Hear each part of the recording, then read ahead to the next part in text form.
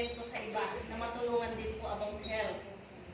Ang akin po dito, kasi nung may nagkaroon po akong anak ngayon yung baby na 10 months old. Na napaka-pogi po. Sabi ko kung ano yung namin mag-ina, yung dinanas ko po talagang sobra dahil sa panganganak ko sa kanya. Lumabas po yung aking bituka sa puwet.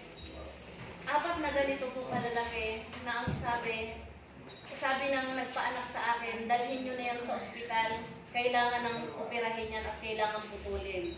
Sabi ko naman po, huwag nyo gagawin yan sa akin. Iuwi nyo po ako ng bahay at doon po ako magpapagaling.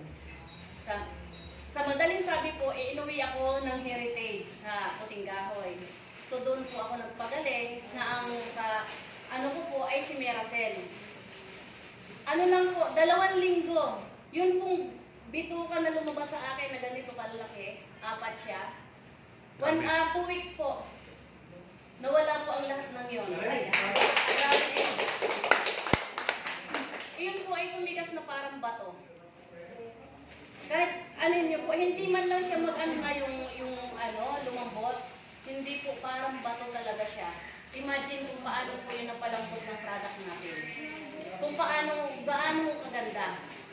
Kaya sabi ko nga, kung sinunod ko yung sinasabi ng nagpaanak sa akin, dahil sa bahay lang po ako nanganak, ganun ka tapang ang aking loob, nanganak sa bahay na may problema sa health.